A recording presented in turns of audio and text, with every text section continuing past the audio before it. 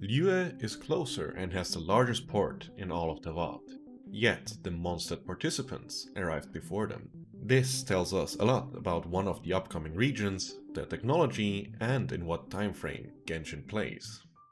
Welcome back to Minpack with another video about upcoming content, but this time with a fair bit of lore sprinkled on top of it. In the cutscene, Albedo and a bonus Klee arrive on a single ship, which, based on the art style, appears to have originated in Liyue. That would lead us to believe that our Mondstadt participants traveled to Liyue first, hopped onto a boat, and arrived in Inazuma a short boat trip after. But if they traveled to Liyue first, why wouldn't they share the boat with the Liyue participants? This does not make much sense, as Liyue and Mondstadt have very good relations with each other. Therefore, I think they would have taken a different route. This is sort of confirmed by the dialogue as well, as the Liyue participants were late due to a storm, which the Mondstadt ones didn't run into, possibly due to having taken a different route. But where did they start then? The continent only has one single port, right? Well, there actually is a harbor in Mondstadt. No, I don't mean the Fisherman's Port. Yes, it could probably handle medium-sized ships, judging by the crane, but it's probably not that one.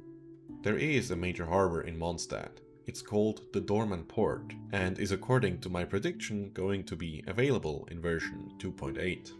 We know its name from Eula's character story.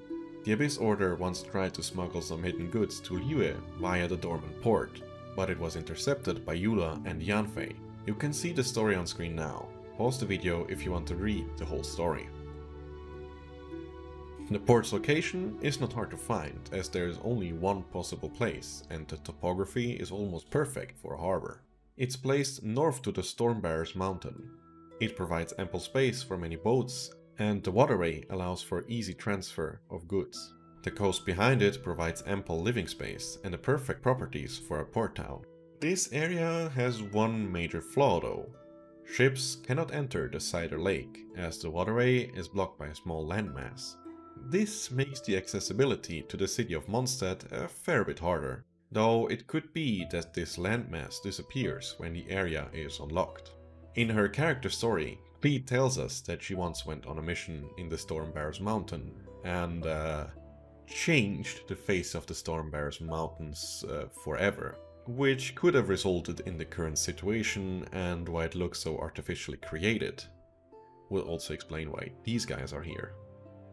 There being a crane in the fishing port also speaks in favor of there once being a ship lane to the ocean not too long ago, so chances are fairly high for this to be the case.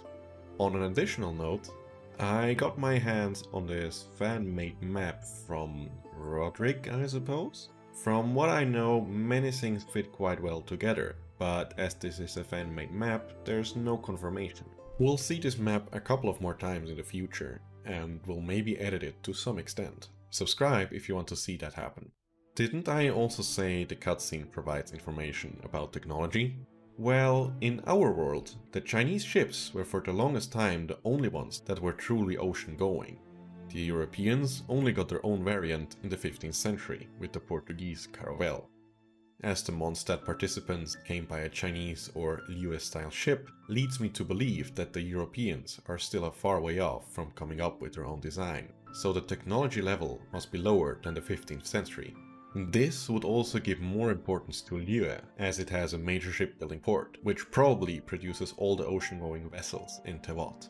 This gets even more clear when you look at the port in Inazuma and the area for the Dorman Port.